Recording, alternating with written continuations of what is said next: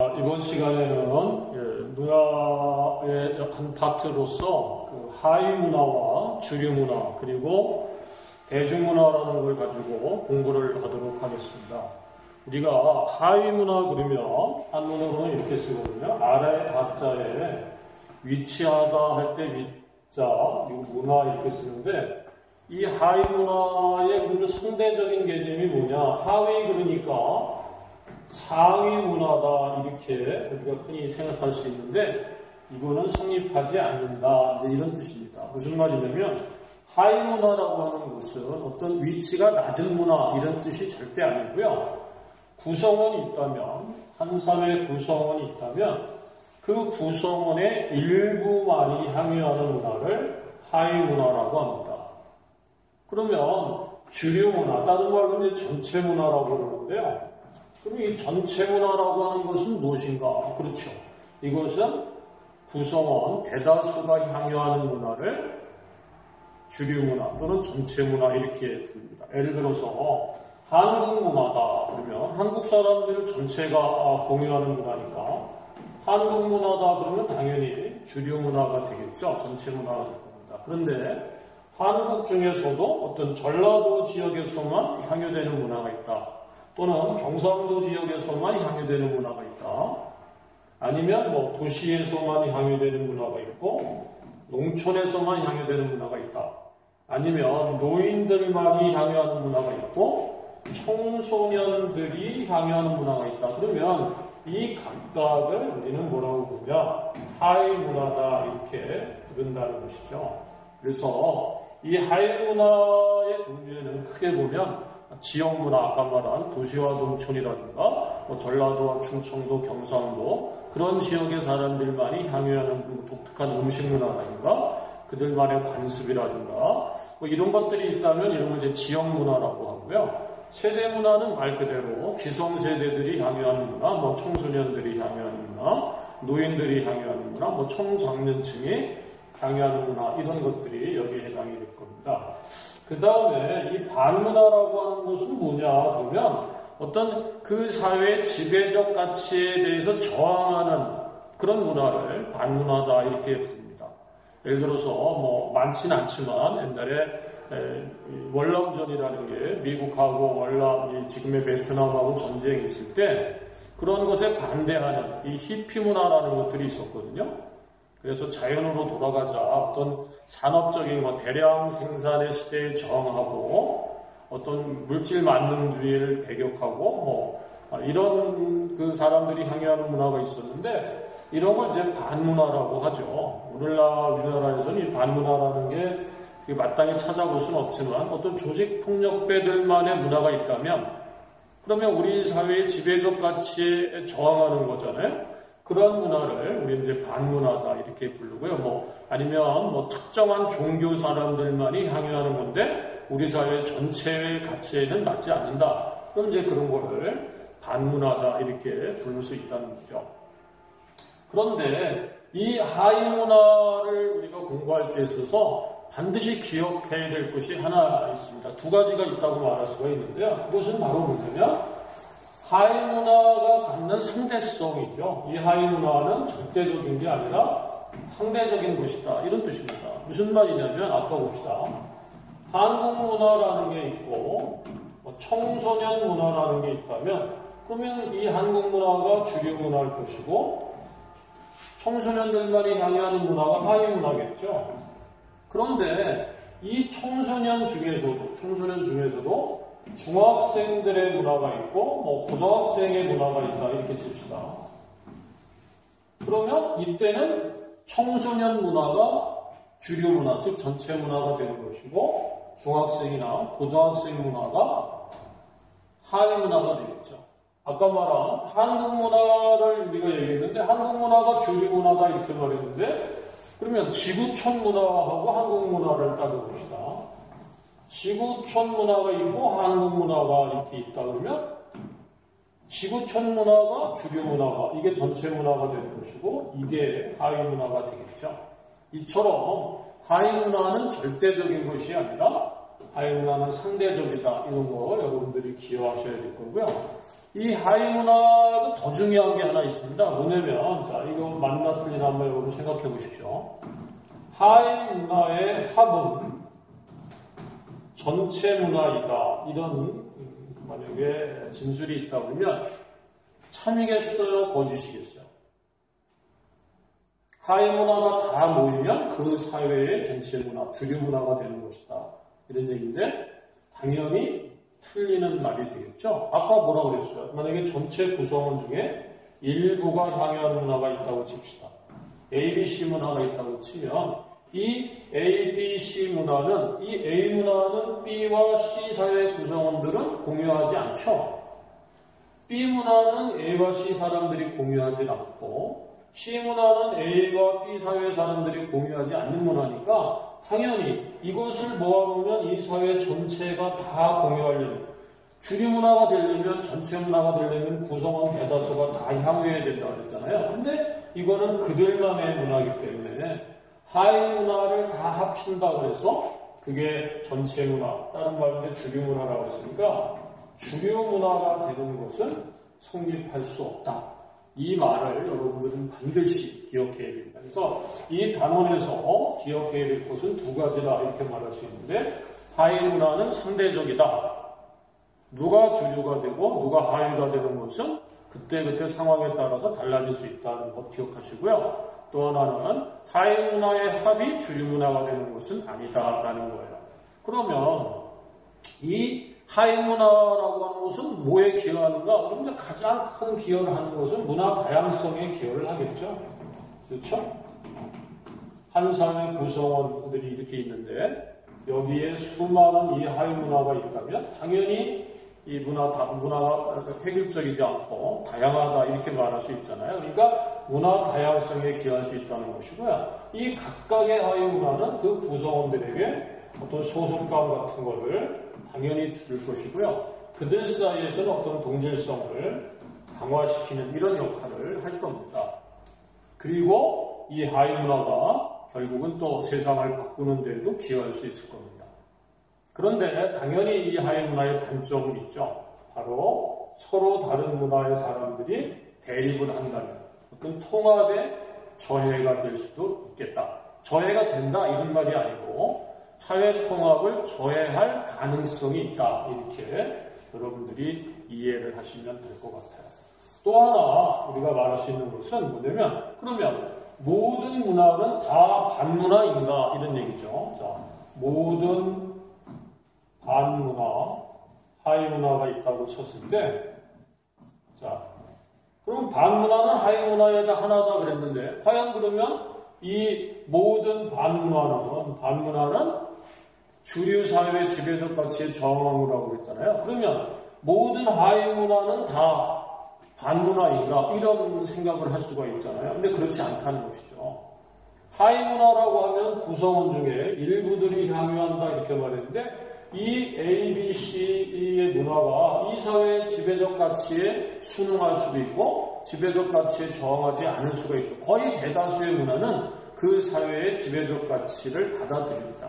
그러나 일부만이 그 지배적 가치를 받아들이지 않고 있기 때문에 그걸 따로 떼어서 반문화다 이렇게 불렀으니까 모든 하위 문화가 다 반문화이다 이렇게 말하면 그것도 성립되지 않는다. 마치 집합의 개념 같은 것인데 이 단원에서는 그런 식의 문제가 출제가 될 확률이 높다 이렇게 여러분들이 이해를 하시면 되겠습니다. 다시 한번 얘기합시다. 하위 문화는 상대적이다. 하위 문화를 다 모아놓은 합이 주류 문화가 되는 것은 아니다. 그리고 모든 하위 문화가 반문화의 성격을 띠지도 않는다. 하위 문화 중에 일부만이 지배적 가치에 저항하는 것이다. 이렇게 여러분들이 이해를 하시면 될 것 같습니다. 자, 사실은 이것은 수능에서 그렇게 심도 있게 다루는 이런 단어는 아니고요. 정말 중요한 것은 이제 대중문화다 이렇게 말할 수 있어요. 그러면 이 대중문화라고 하는 것은 무엇인가 하는 것이죠. 이 대중이라고 하는 것은 한문으로 쓰면 이렇게 쓰는데요.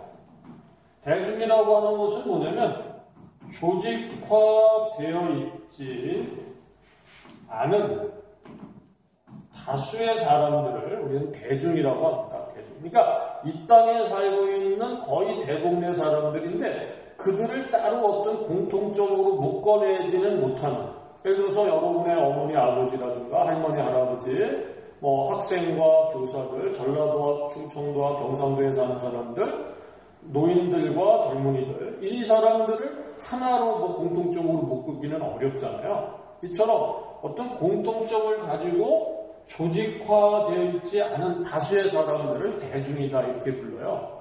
그러니까 이 대중이라고 하는 것은 오늘날 이 땅에 살고 있는 대다수의 사람들을 대중이라고 부르고, 대중문화라고 하는 것은 그러니까 결국은 뭐겠어요? 두 가지 의미가 있겠죠. 하나는 무슨 의미가 있냐면 대중이 향유하는 문화, 이런 뜻이겠죠.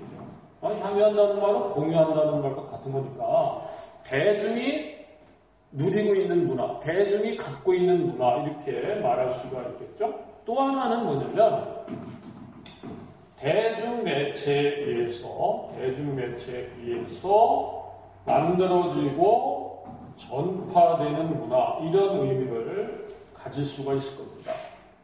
그래서 오늘날 현대사회를 대중사회라고 그러잖아요. 그러면 현대사회를 우리가 대중사회다 이렇게 부를 때 이 말은 무슨 뜻이에요?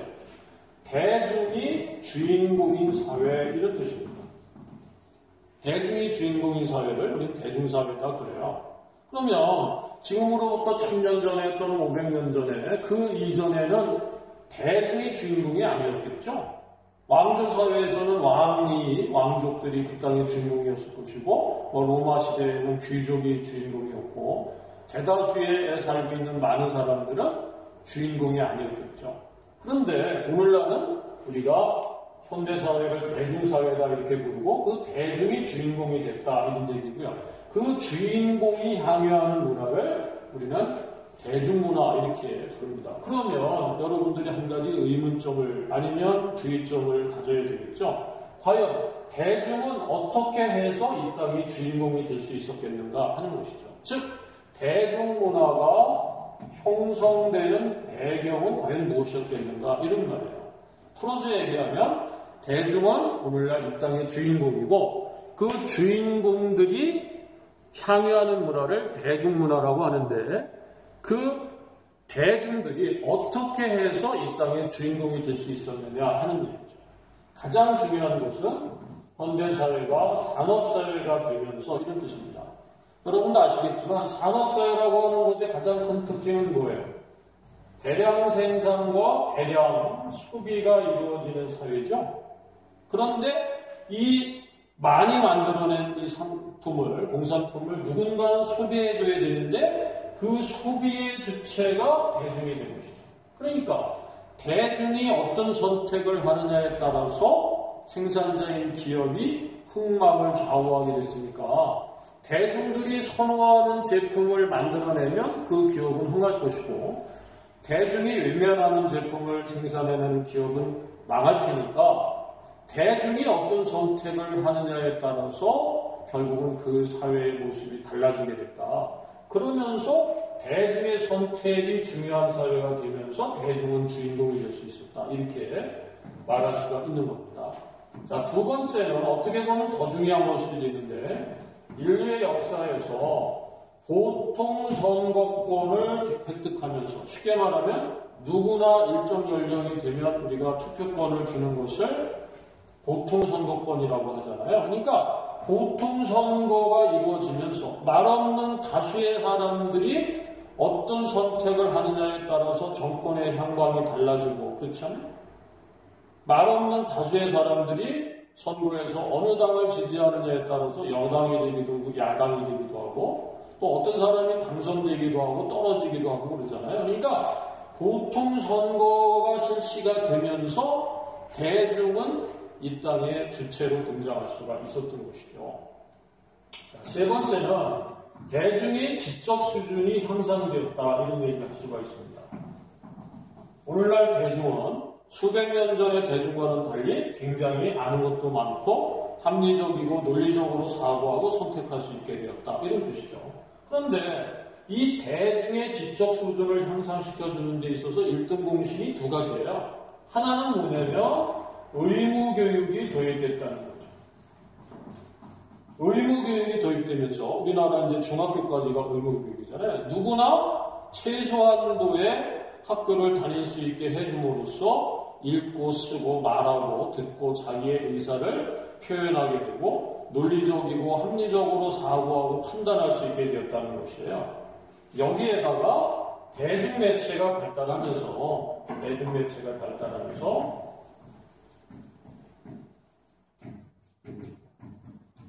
대중의 지적 수준을 향상시켰다 이렇게 말할 수 있는 겁니다. 선생님도 대학을 나왔겠지만 대학을 나왔으니까 교사를 하고 있잖아요. 그런데 제가 초등학교부터 시작해서 중고등학교, 대학까지 학교에서 배운 지식하고 내가 신문을 보면서 아니면 책을 읽으면서 아니면 텔레비전을 보면서 라디오를 들으면서 요즘 말로 말하는 인터넷을 보면서 획득한 지식이 훨씬 많을 것이거든요. 그러니까 오늘날 현대사회의 대중들은 신문을 통해서, 텔레비전을 통해서, 라디오를 통해서 또는 인터넷을 통해서 요즘에는 유튜브를 통해서 많은 지식을 획득하게 되었고 그 과정에서 대중들은 똑똑해졌다. 그런 뜻이죠. 그러니까 소비의 주체로 등장하면서 대량 생산과 소비가 이루어지는 산업사회에서 대중은 주류가 될 수밖에 없었다. 보통 선거권을 획득하면서 대중의 선택이 정권의 향방을 좌우하니까 대중민주주의가 실현되면서 대중은 주인공이 될 수밖에 없었다. 의무교육이 도입되고 대중매체가 발달하면서 대중의 지적 수준이 향상됐다. 그러한 대중이 이 땅의 주인공이 되었고 그 주인공들이 향유하는 문화를 우리는 대중문화다 이렇게 부른다는 것입니다. 자, 또 하나 우리가 기억해야 될 것은 뭐냐 그러면 이 대중매체라는 것이죠. 아까도 얘기했지만 대중매체가 만들어서 전파하는 문화를 우리가 대중문화다 이렇게 불렀으니까 과연 이 대중매체 이건 수능에 굉장히 잘 나오거든요. 대중매체라고 하는 것이 그럼 도대체 무엇인가 라는 것도 우리가 기억을 해야 될 겁니다. 그러면 대중매체라고 하는 것은 뭐냐면 불특정 다수를 대상으로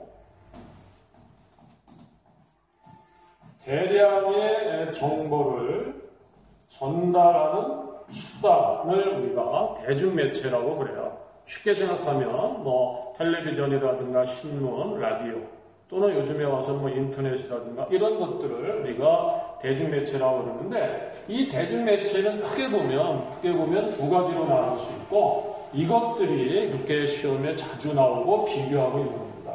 하나는 우리가 전통매체라고 부르는 매체가 있고요. 또 하나는 뉴미디어라고 하는 매체가 있죠. 이럴 때 여기에는 다시 인쇄매체가 있고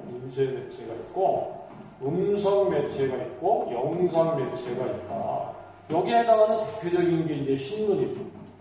여기에 나오는 게 라디오가 있고 여기에 해당하는 게 이제 텔레비전이라든가 영화 같은 것들이 있고요. 여기에 해당하는 게 인터넷이라든가 SNS 같은 것들이 이제 여기에 해당이 될 겁니다. 이러한 대중매체를 비교하는 문제가 수능에 거의 10분의 7 정도의 비율로 출제가 되고 있죠. 그러면 무엇이 그렇게 출제가 되는가? A와 B를 비교하는 문제가 출제가 되죠. 그러니까 전통적인 매체는 정보 전달의 방향이 여러분도 아마 많이 들어봤을 텐데요. 일방향 매체다 이런 말 많이 들어볼 겁니다. 그런데 이 뉴미디어는 쌍방향 또는 양방향 매체다 이렇게 이야기할 수가 있겠죠. 그러니까 정보 전달의 방향이 일방향이다, 양방, 쌍방향이다 이런 뜻이죠. 피드백이 이루어지는 거죠. 그러니까 이쪽은. 자, 그러면 정보 전달의 속도는 누가 더 빠르겠어요? 여기가 더 빠르겠죠. 그러니까 정보 전달의 속도는 다 상대적인 겁니다. 지금 상대적으로 이쪽이 빠르다 이렇게 말할 수 있겠어요. 그러면 정보의 어떤 심층성의 측면에서는 누가 더 심층적이겠어요? 그렇죠. 이쪽이죠. 왜냐하면 여기는 상대적으로 정보를 생산하는 사람들이 그게 하나의 전문적인 자기의 직업이거든요. 우리가 흔히 말하는 기자라는 사람들이 취재하고 보도하고 이러잖아요. 그런데 여기서는 일반인들도 자기가 뭐 블로그를 운영하든가 유튜브를 운영하든가 하면서 SNS에서 뭔가 정보를 퍼날리기도 하고 이런 일들이 벌어지니까 심층성의 측면에서는 이쪽이 더 높다 이렇게 말할 수가 있을 겁니다. 자, 또 하나 우리가 기억해야 될 것은 뭐냐면 주로 이 전통 매체는 어느 시대의 주류였느냐? 그러면 이때는 산업사회의 주류 매체였다 이렇게 말할 수가 있는 것이죠. 그럼 이것은 언제? 그렇죠. 정보사회의 주류 매체가 돼가고 있다. 완전히 대체되지는 않았지만 얘가 이제 점점 영향력을 키워가고 있다 이렇게 말할 수가 있습니다.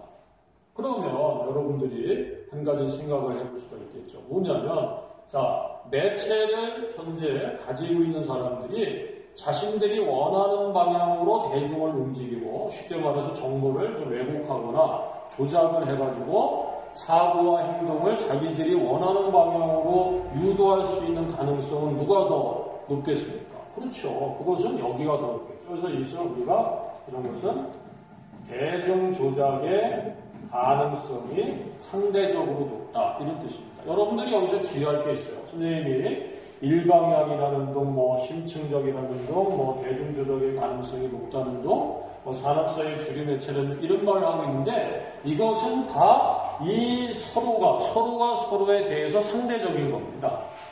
그러니까 무슨 말이냐면 뉴미디어는 전통 매체에 비해서 정보 전달의 방향이 양방향이고 정보 전달의 속도가 훨씬 빠르고 이런 얘기들을 하는 것이죠.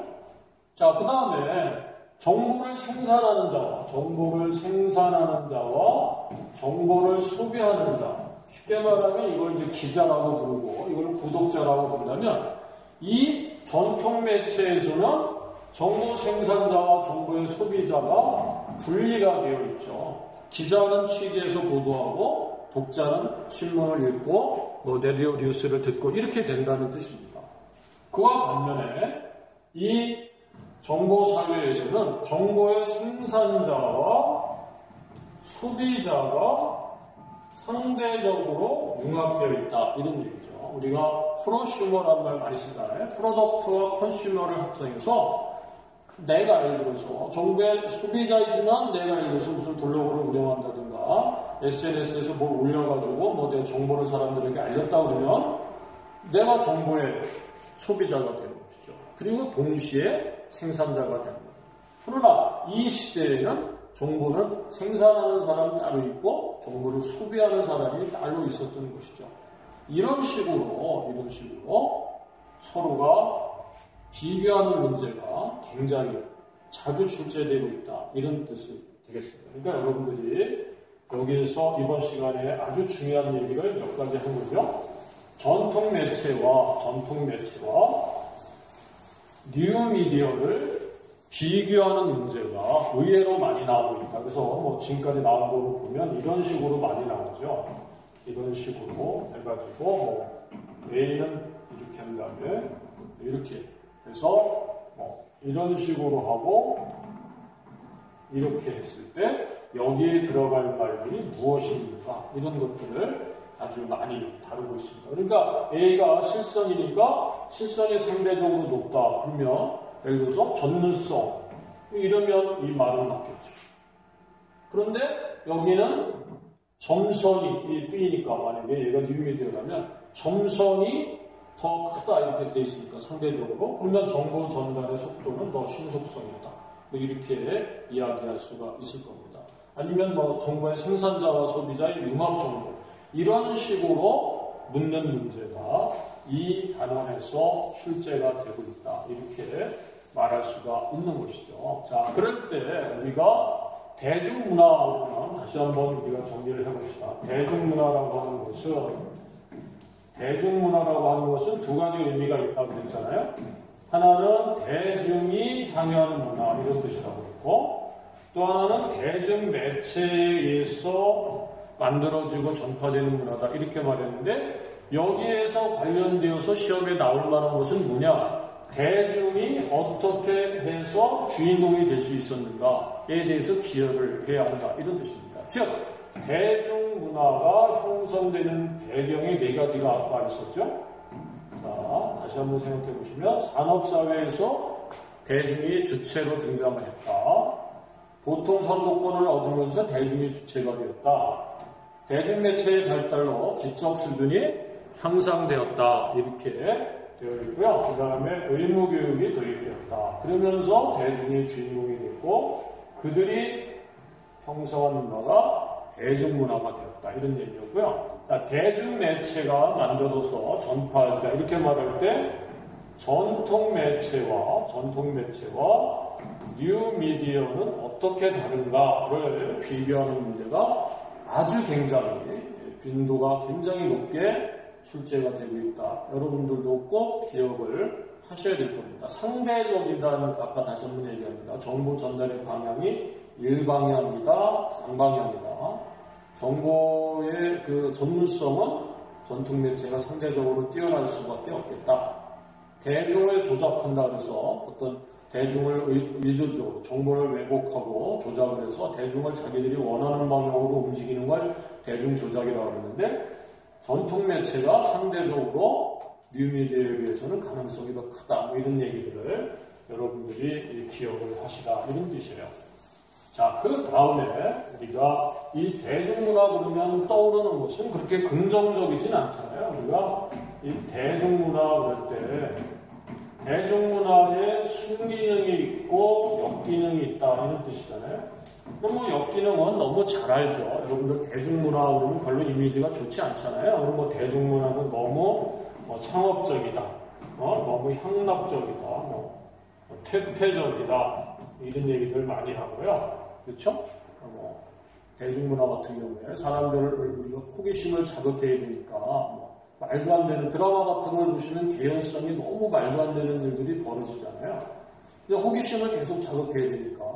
그 다음에 무슨 영화 같은데 드라마 같은 데서도 굳이 배드신이 없어도 되는데 그런 거를 찍어서 대중의 호기심을 자극한다든가 신문 같은 데서도 그런 거가 있지 않습니까? 기사를 이상하게 써서 제목을 뽑아놔서 들어가 봤더니 내용은 다르다든가 이런 특징들이 있죠. 그 다음에 아까도 얘기했지만 대중의 조작 가능성이 좀 높다든가 이런 거 있고요. 또 하나 이 대중문화의 역기능 중에 하나가 이 대중들로 하여금 어떤 정치적인 무관심을 조장하는 하나의 수단으로 악용되는 경우가 많다. 이런 얘기죠. 우리 사회에서 어떤 참여를 해서 시민들이 적극적으로 공공의 의사결정 과정에 주체적으로 참여를 해야 되는데 대표적인 게 이제 선거에 가서 투표하고 그러는 건데 그런 것을 외면하게 만들어버리는 이런 역기능이 있다는 것이에요. 그래서 이 대중문화에 대한 역기능이라고 하는 것은 여러분들이 굳이 책을 통해서 읽고 외우지 않아도 우리가 금방 알 수가 있는 것인데요. 이 대중문화의 선생님은 이 순기능에 주목해야 된다고 봐요. 대중문화가 그렇게 나쁘지만은 않다는 것이죠. 이제 가장 대중문화의 순기능은 뭐라고 말할 수 있는가? 우리가 오락 및 여가 기회를 제공한다는 것이죠. 그러니까 우리가 어떤 오락을 한다든가 여유 시간을 즐긴다든가 집에서 텔레비전 중계를 보면서 영화를 보면서 좋은 음악을 들으면서 아니면 유튜브에 여러 가지 것들을 보면서 우리가 어떤 삶의 활력소가 될 수도 있잖아요. 그러니까 이 삶의 활력소를 제공하는 기능이 분명히 있다는 것이고요. 자, 두 번째는 우리가 말할 수 있는 것들이 뭐라고 말할 수 있는가? 그렇죠. 우리가 고급문화의 대중화에 기여하고 있다. 이런 얘기를 할 수 있습니다. 무슨 말이냐면 예를 들어서 오페라라든가 발레 이런 공연들은 아주 옛날에는 일반 서민들은 접할 수 없는 거였잖아요. 근데 우리가 집에서 세계적으로 유명한 오케스트라 단원들의 연주를 들을 수가 있지 않습니까? 베를린 필하모니 오케스트라의 공연을 우리가 텔레비전을 통해서 들을 수 있다. 이런 것들이 있잖아요. 그러니까 이 고급 문화를 대중화하는 데 있어서 이 대중문화가 크게 기여했다. 이렇게 말할 수 있고요. 아까도 얘기했지만 우리가 이 대중문화를 접하다 보면 저래서는 안 되겠다라든가 저거는 배워야 되겠다는 게 우리의 의식 속으로 들어와요. 그래서 어떤 시민의 의식을 성숙하는 데 기여해줬다. 이렇게 말을 할 수 있죠. 그 다음에 우리가 말할 수 있는 것이 어떤 문화민주주의. 여기에 기여했다. 이런 얘기를 우리가 할 수가 있을 겁니다. 그래서 여러분들한테 선생님이 하고 싶은 얘기는 뭐냐면 대중문화 그러면 그냥 나쁜 이미지만 갖지면 안 되겠다. 대중문화라는 것이 순기능이 분명히 있다. 이렇게 이야기할 수 있겠습니다. 그래서 이번 시간에 다른 단원에 비해서 그렇게 출제 빈도가 높진 않았지만 대중문화는 그렇지 않다. 특히 대중매체에 있어서 전통문화 매체와 뉴미디어를 비교하는 문제는 너무너무 자주 출제가 되고 있고요. 학교 시험은 뭐 말할 것도 없이 선생님은 100% 아마 출제를 할 겁니다. 그래서 이번 시간에는 머릿속으로 한번 정리해 봅시다. 자, 하위문화라고 하는 것은 구성원 중에 일부만이 향유하는 문화인데 하위문화를 다 더한다고 해서 그게 전체 문화가 되는 것은 아니다. 왜? 전체 문화는 구성원 대다수가 향유해야 되는 거기 때문에. 그 다음에 하위문화는 상대적이다. 어떻게 보느냐에 따라서 지구촌 문화 대 한국 문화 그러면 한국 문화가 하위문화가 되지만 한국 문화 대 청소년 문화다 그러면 한국 문화가 주류 문화가 되는 것이다. 또 청소년 문화가 주류 문화라면 고등학생, 중학생 문화는 또 하위문화가 되는 것이다. 이렇게 이야기할 수 있습니다. 그리고 이 하위문화는 사람들로 하여금 어떤 소속감, 동질감 이런 걸 느끼게 해주고 긍지도 갖게 해주고 그 하위문화를 공유하는 사람들을 하나로 묶어주기도 하지만 또 문화 다양성에 기여도 하지만 다른 하위문화를 가진 사람들과 충돌이 벌어질 그런 가능성도 있기 때문에 꼭 그렇다는 것은 아니고 사회 통합을 저해할 수도 있겠다. 이런 것들을 여러분이 기억하셔야 되고요. 대중문화는 대중이 향유하는 문화인데 대중이 어떻게 해서 이 땅의 주인공이 될 수 있었는가? 네 가지 아주 중요한 것이 있었습니다. 산업사회가 되면서 대량 생산과 소비의 시대에서 소비의 주체가 됨으로써 대중의 선택이 매우 중요해졌다. 보통 선거권을 획득하면서 대중의 선택이 정권의 행동을 좌우한다. 대중매체가 발달하고 의무교육이 도입되면서 대중의 지적 수준은 향상되었다. 이런 얘기들을 기억하셔야 될 것이고요. 자, 전통매체와 뉴미디어를 비교하는 문제도 여러분들은 꼭 기억을 하셔야 된다. 이렇게 말할 수 있습니다. 자, 전통매체는 정보 전달의 방향이 일방적이지만 뉴미디어는 쌍방향이다. 그러면 자, 대중의 조작 가능성은 누가 높다? 그렇죠. 일방적이라고 볼 수 있는 전통매체가 대중 조작의 가능성은 상대적으로 높다. 그러면 정보 전달의 속도라든가 어떤 정보 전달의 범위는 누가 더 넓고 누가 더 빠른가? 그렇죠. 그것은 뉴미디어가 더 빠르다. 그리고 범위도 더 넓다. 이렇게 말할 수 있고요. 정보를 생산하는 자와 정보를 소비하는 자가 철저히 분리되는 것은 전통 매체였고 그것은 주로 산업사회에서의 주류 매체였다.